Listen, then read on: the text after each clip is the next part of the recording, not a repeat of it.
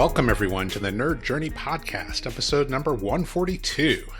We're joining you every week to talk IT career progression and bring you the advice we wish we'd been given earlier in our careers. I'm your host, John White, at VJourneyman on Twitter, joined by my co-host, Nick Cordy, at NetworkNerd_. Hey, Nick, how's it going? Hey, John, I am doing great. We are both pre-sales technical engineers with backgrounds in IT operations. We hope our career discussions will be vendor neutral, relevant across disciplines, and remain timeless.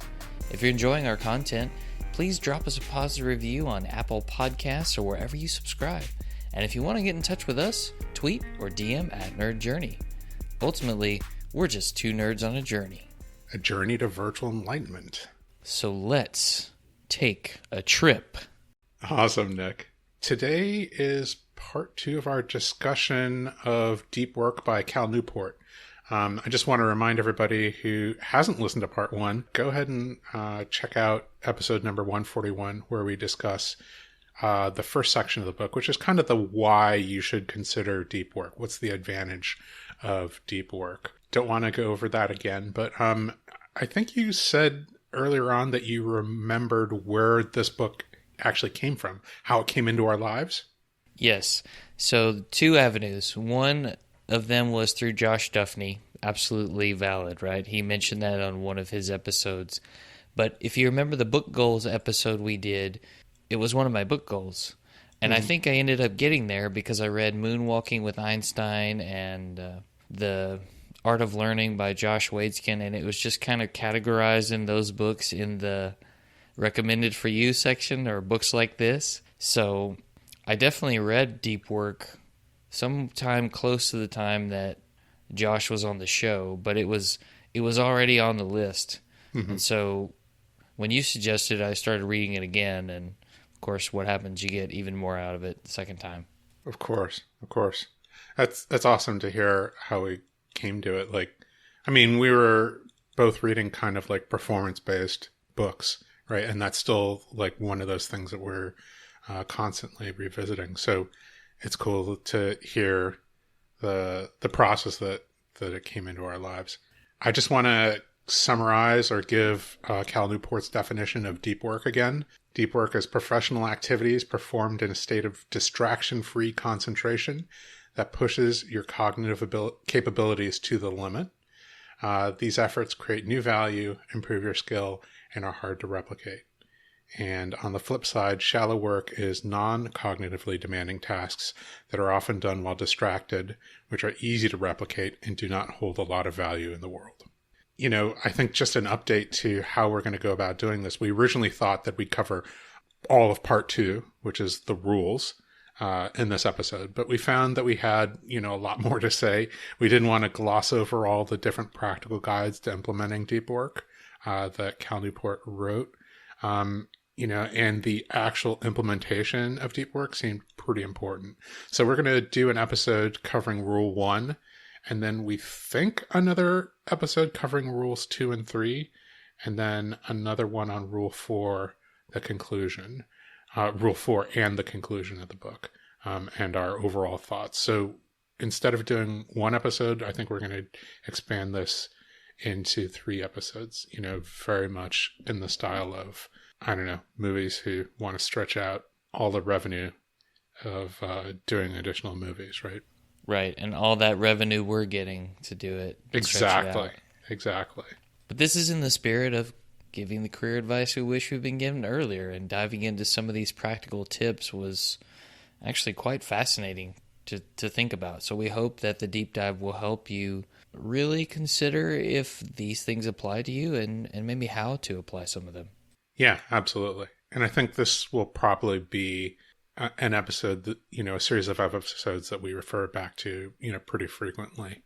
Just a reminder on the format, we're going to do a little bit of summarization on the different parts of the chapter, and then answer whether we believe in the point that's being made, 2, whether it applies to us, 3, whether it makes us want to change, and 4, what we anticipate changing, if anything. And one thing we realized, I think, this week as we were talking about and preparing for the episode recording, is that, this is really what we want.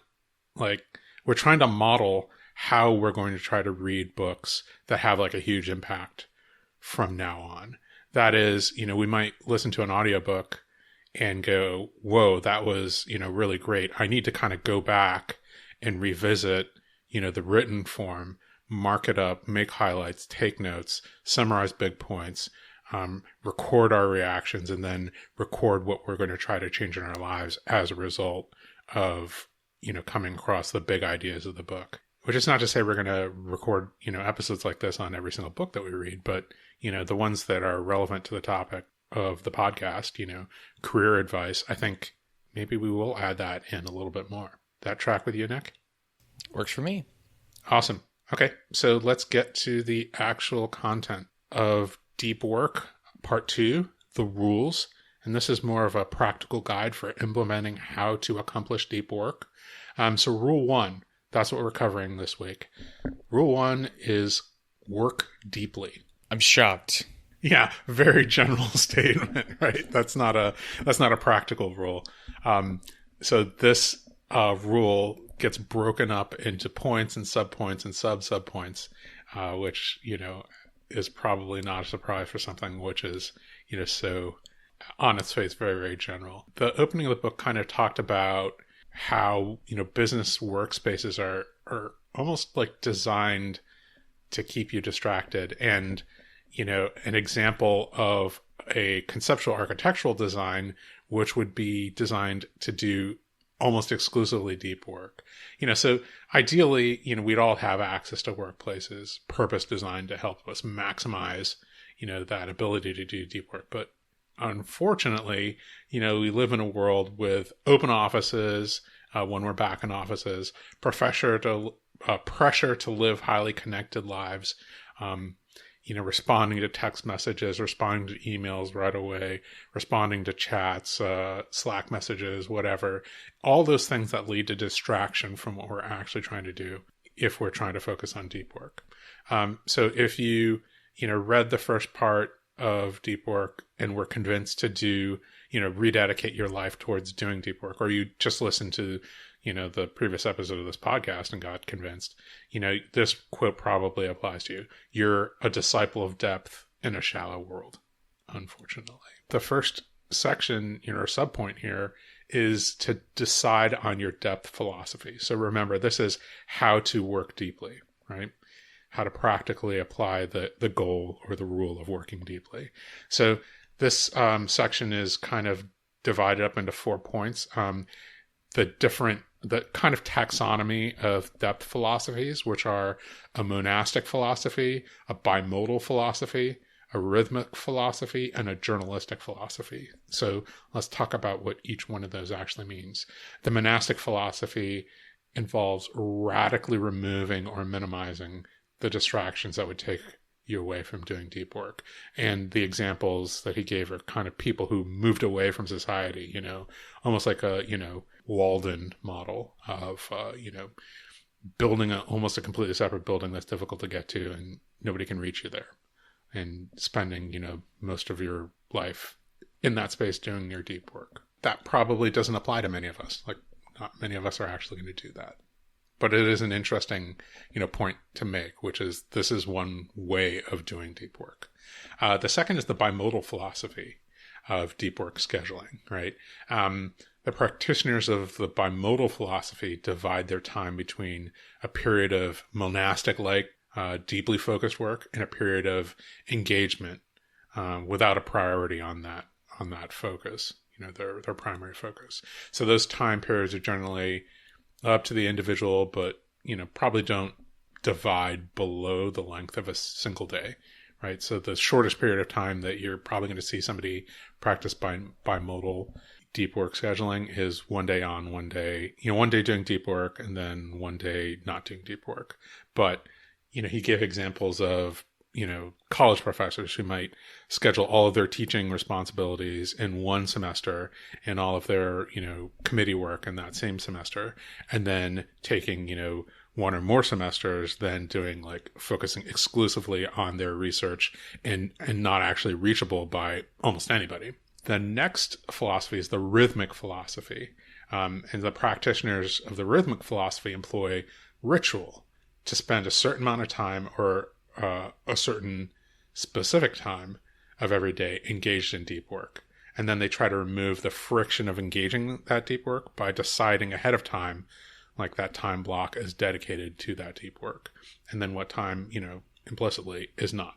This is probably where most of us are probably going to fall. We're working, office style knowledge work jobs. Even if we're working from home, it's still that office style where we have to engage with the outside world. We can't just say, hey, today I'm not going to answer any emails. I'm not going to listen to any voicemails. I'm not going to answer the phone. Like that's almost, for most of us, that's just unrealistic to do that for the entire day. But we might be able to schedule, hey, I'm going to work for 2 hours on this project. I'm not going to check my email. I'm not going to, answer any Slack messages. And then, I'm going to spend 30 minutes being highly connected. And then I'm going to dive back into deep work for a couple more hours. Like that's pretty realistic. And then the last philosophy in the taxonomy is the journalistic philosophy, which is named after the journalists who mostly practice it, right? So they're oftentimes called on to shift from, doing like distracted work into deeply concentrated writing, like without warning. It's like, I've done this work, background work, and then boom, we need you to write. So this is not an easy philosophy to engage in. It's requires a lot of training to just shift from shallow work very, very quickly to deep work and, that writing task. Probably takes a lot of practice, and it's almost certainly not for everybody. But unfortunately, when people think about deep work, they probably think that they can do this, right? I'll just, be mostly distracted and then boom, I'll just turn it on. I'll flip a switch. The next major section is this idea of, after that taxonomy of depth philosophies, is the idea of ritualizing work. So there's this romanticized notion of how artists work based around, sudden sparks of inspiration. And Cal Newport really points out that real artists work constantly and consistently. So he's recommending that we build strict rituals to steer ourselves into deep work. We do this to reduce the energy that it takes to transition into that deep work and to stay in that state longer. And the quote that kind of jumped out at me was from David Brooks. Great creative minds think like artists, but work like accountants. And it actually reminded me of another quote from Chuck Close. He said, inspiration is for amateurs. The rest of us just show up and get to work. If you wait around for the clouds to part and a bolt of lightning to strike you in the brain, you're not going to make an awful lot of work. All the best ideas come out of the process. They come out of the work itself. Effective rituals are going to answer 3 questions. When and for how long you're going to work. 2, how you'll work, like what the rules and processes of that work is going to be. And 3, how you'll support your work, like nourishment in the form of food, exercise, removing physical distractions, and so on and so forth. So with that in mind, let's do a little bit of reaction to those 2 sections, the taxonomy of deep work philosophies and the idea of ritualizing, because that is probably the thing that most of us are going to need to do, right? At least for me, did I believe this? The taxonomy I found made a lot of sense. I'm sure that people can come up with like other hybrids, but it's a good mental model for like, you're probably going to be doing one of these 4. And yeah, the rhythmic probably makes the most sense for most people. We're going to schedule this part of the day or this amount of time. And then, we're going to schedule other time to do, more administrative tasks, answering emails, responding to chats and texts and those kinds of things. So how about you? I think absolutely. I can tell you, and I think I've mentioned this on previous shows, that I've experienced that bimodal part before, just by the wife and me going somewhere for the weekend. Maybe it's an Airbnb, and I took my podcast stuff, and it's a totally different environment, set up my gear, and she went shopping, and I went working, right? And I feel like I was way more productive than I would have been if I stayed home. I won't say that I disconnected myself from the whole world because, well, she was there with me, right? But during a few hours of the time that we were there, I was feeling like I was in the zone more deeply than normal. Wow, that's really interesting. Yeah, that bimodal, we can probably engage in that every once in a while. I didn't really think about that. I think there's something to that changing away from your normal environment that flips a switch in certain ways. Yeah, going away, renting a house for a weekend or a couple weeks and just being away from everything and just isolating yourself. Yeah, that makes a lot of sense.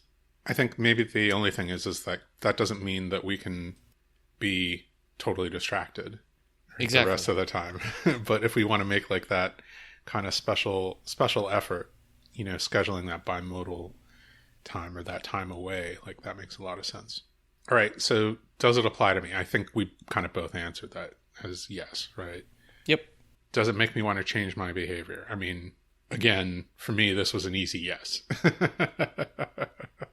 I definitely need, picking a taxonomy, and like obviously that rhythmic taxonomy, like rhythmic version of doing deep work makes sense to me. I think your statement about maybe scheduling time away from work to do specific things, that might be very interesting. It might be more for my non-work activities though. I think it'd be a little bit difficult to say I'm going to take this time off and get away from the job and then to actually spend that time on my job like Right. that wouldn't make any sense. And I don't think that my job would say, hey John, it's okay for you to take 2 weeks away and work on your work without being responsive to anything else.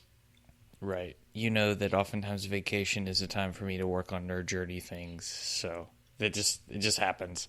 I really like the choose your own philosophy here. It gives you the freedom of choice to figure out what works for you. And I agree that rhythmic is probably a solid choice for most people. Although there's a large part of me that wants to get to the journalistic piece to be able to transition in and out quickly, because I think that would be super valuable in the tech industry. You come out of a meeting that ended early. Okay, I have 30 minutes that I didn't plan for. Let's go. Yeah, to be able to add that in, right? But it takes practice. It must be so difficult. I think what you're describing is like found time, right? It's like it's bonus time. So to be able to do deep work in that bonus time instead of succumbing to distraction. Oh, this meeting ended 30 minutes early. I'm going to start doom scrolling right through my news feed. Yeah, I can totally see that. And, having something on deck that you can work on for that bonus time totally makes sense. Yeah, that's a really good point. I'm gonna stop doom scrolling. I've never heard of that term before now, so Oh, really? yeah, Oh, man. I'm gonna have to look that up.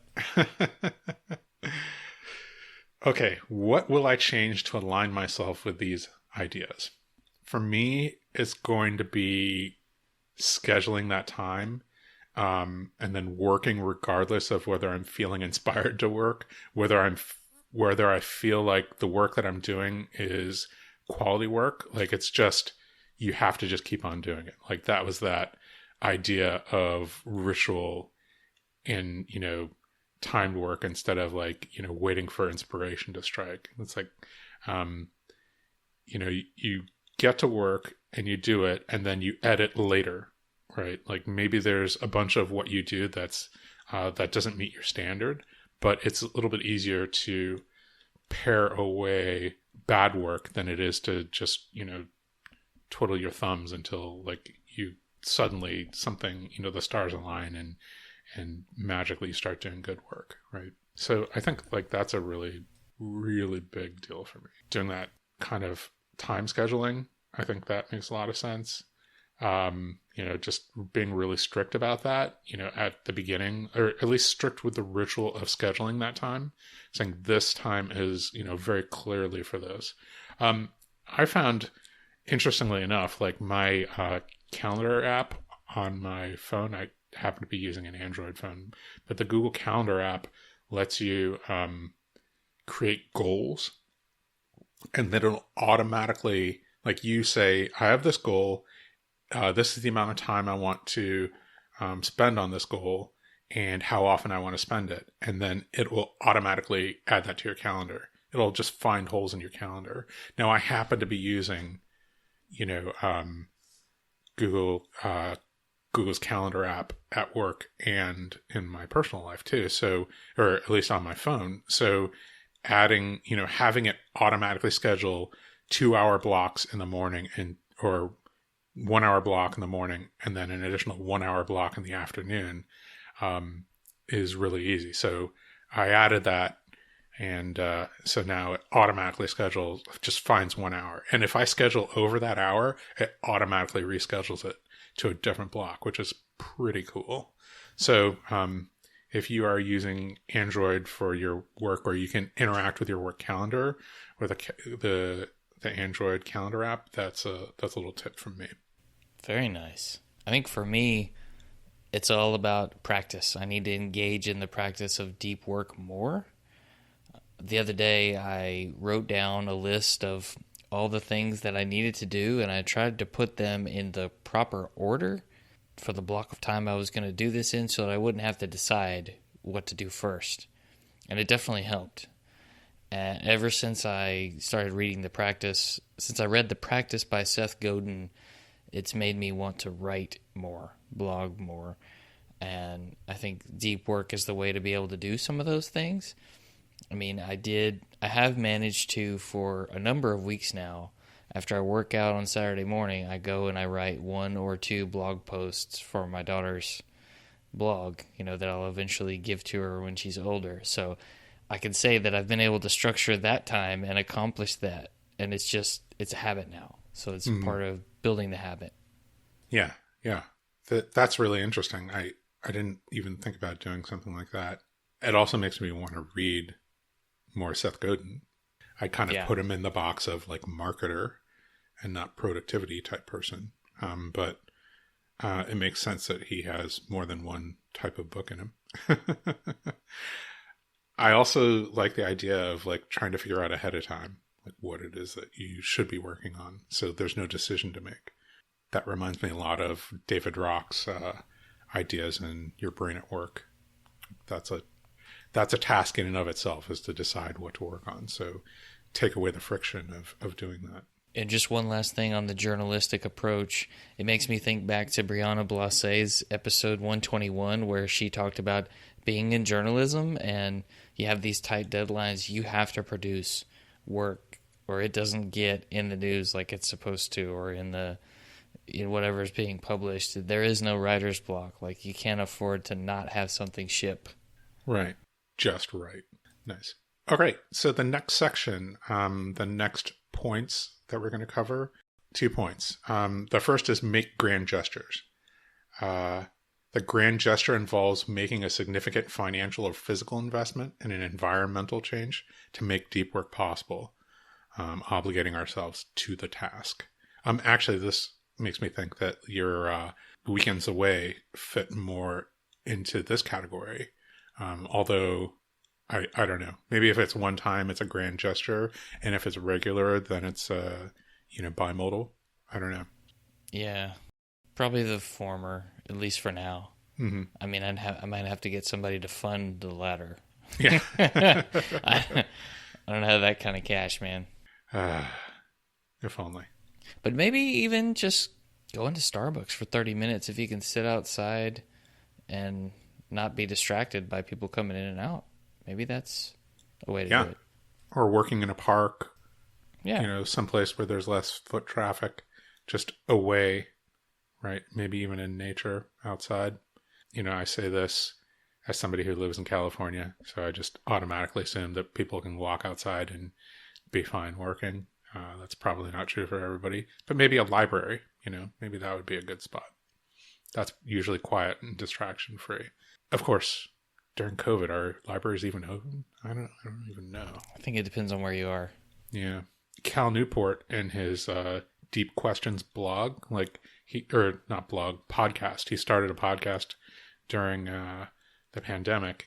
One of the things that kind of emerged is that he decided to rent office space away from his home because he was losing his study to his kids' homeschooling, basically, right? Stay home and do school at home. So because he's losing that space, he needed to have a space to go to. So he rented an office and some commercial space and turned it into an office and did a whole thing there. So that, obviously there's a financial investment in that. So it's really, if you can afford to make those kinds of grand gestures, then hopefully it actually obligates you to do that.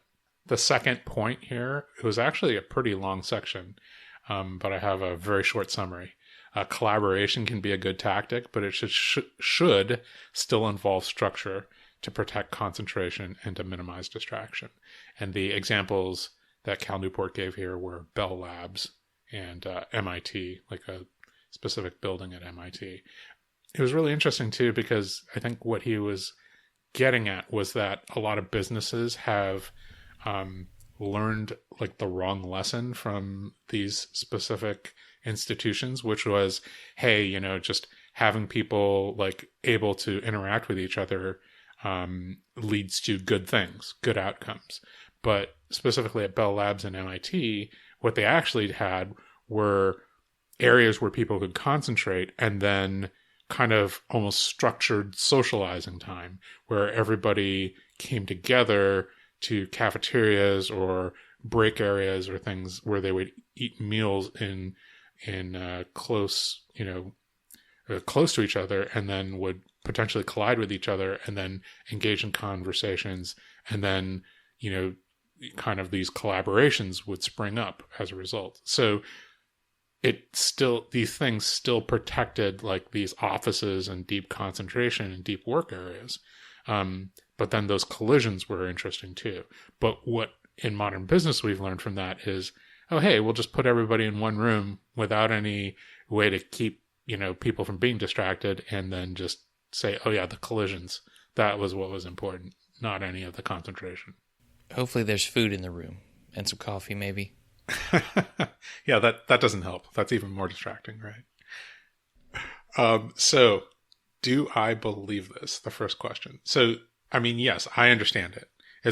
I also found it really interesting to hear about the Bell Labs and the MIT examples. Like that was that idea that like, oh, somebody did like a really shallow investigation into what that meant. Oh yeah, you can get great creativity and really interesting results out of people collaborating with each other, who normally wouldn't, because they're all in one building and without structured, areas like, oh, all the physics offices are over here and all the electrical engineering offices are over here. And when everybody's jumbled together, then they collaborate. That's the lesson. But that isn't actually what happened, right? The details of how those collaborations happened like really mattered, and that really rings true for me. For me, I was a little more focused on the grand gesture section about believability. I mean, I believe both, but that giant hairy goal that scares you into discomfort, it's going to push you to the edge of your capabilities. In a lot of ways, it's a motivator when you commit to doing it. Yeah, absolutely. That grand gestures, I think I believed too, as a motivation tool, like that, motivation and accountability tool, right? I think one of the examples was somebody who like took a nonstop flight to Japan and then turned around, like spent like 30 minutes in the airport and then took a return flight, right? And it was like in those two trips, like, wrote out like a book chapter or like outline for a thesis or like, thesis chapter or whatever it was. I don't remember exactly, but it was like needed that time to be unreachable, not have anybody that like they knew on the plane, no distractions, just right for 20 straight hours. Right. So that was an interesting. So like that, naturally leads to the question, like, does this apply to me? So that grand gesture part made me feel like, no, that doesn't apply to me. Right. So it's an accountability tool. I think that it is completely possible to make a grand gesture and then just squander it. right? And the other example was, I think, J.K. Rowling, who is the author of the Harry Potter books, checked into like a super fancy hotel to get away from home to finish like the last book or something like that. And it was like, I think it's, for somebody who's super distracted, it is very possible to check into a super fancy hotel and then just spend all your time doom scrolling or, other, sleeping, eating at the restaurants, going to the spa, hanging out in the hot tub. Like that is totally possible too. So I think that maybe I just realized as I was talking, I'm coming to this from the point of view of someone who has attention deficit disorder. And so a lot of times, like I would rely on the fear motivator, like the, oh no, I'm 24 hours away from the deadline, or, like to actually start working on something. And so maybe fairly or unfairly, like this reminds me of that motivator, which I think is like a bad motivator, right? It's better to just structure your time, organize your life to do, regular deep work, spread out over a period of time and not have to rely on, oh, here's the deadline. This, I only have this time to work on it because this is how long the plane flight is, So again, not everybody's me. And that was just my reaction from my context. So I don't know. How about you? I think I'm going to take the collaboration part. I mean, I think they both apply to me, but on the collaboration side, you learn about this when you do a podcast with a co-host like John White.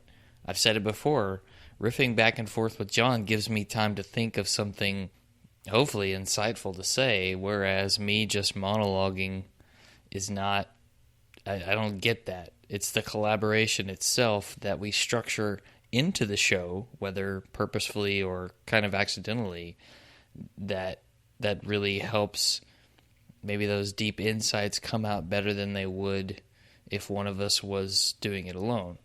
So we might have a working session like we did before this podcast to put together the show, and we've each thought about it a little bit before that, and then like they talked about in the book, the people come together in the deep working session where everybody's focused and you produce work. And hopefully, if you're listening, you think it's helpful. Yeah, that actually really rings true for me. Like when you said it, I was like, that actually definitely happens. Like as we're talking, like you say things that inspire me as, during our preparation session. And then you say things, maybe even the same thing, and it inspires me while we're doing the show, like actually recording the show. Like, in this example, like exactly that. Like, and then it actually reminded me, oh, wait, when I'm in the office, working with my coworkers, like I, do a certain amount of work on my own. And then we maybe all go to lunch together and chat. And then I get to hear about what it is that they're working on. I get to ask questions, and that inspires me to do other things. I mean, it's just very, very similar to this, what was being described, right? Except that we had to work in an open office. So everybody had headphones on. That was the difference. All right. So, next question. Does it make me want to change behavior? And I think that's a simple yes for me. Like I definitely was highly motivated to change my behavior, around, maybe organizing collaboration, and maybe again, not so much the grand gesture, like it definitely made me think about my reaction to it though, which I think was really good. How about you?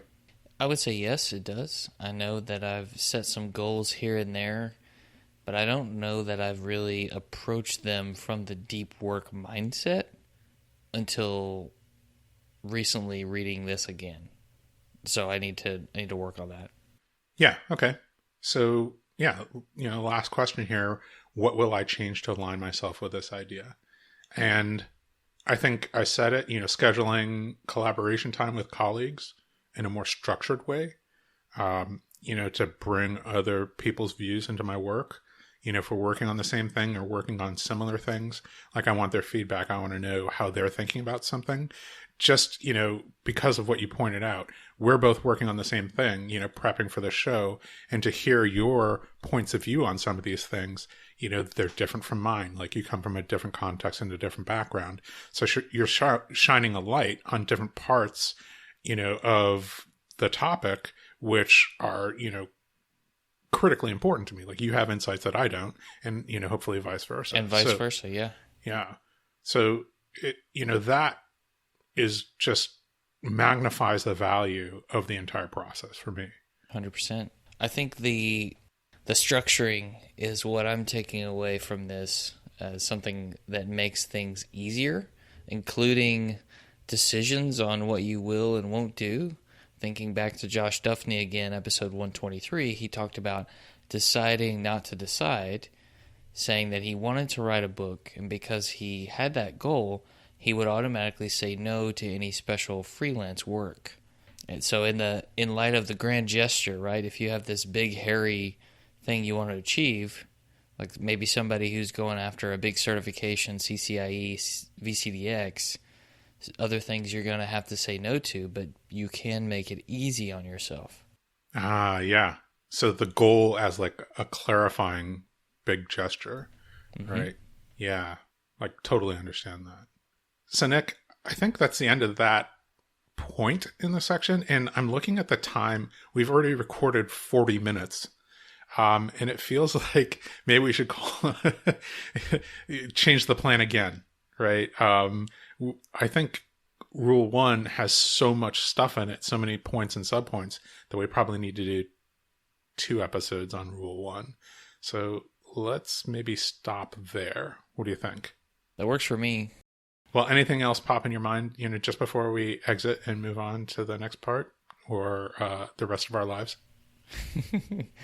Not really. I would just say stay tuned for the rest of Rule 1 next week, talking about things like executing like a business and being lazy. So maybe this series will help you be lazy enough to where you don't have to read the book. I guess we'll find out, right? Right. Just a reminder, we want people to subscribe and give us a positive review on Apple Podcasts or wherever you're listening. We want to know if we're being helpful and are always looking for interesting questions to ponder. We're collectively on Twitter, @NerdJourney. All right. Farewell, listeners, and tune in next time as the journey continues. I'm John White @VJourneyman for Nick Corti @NetworkNerd_, signing off.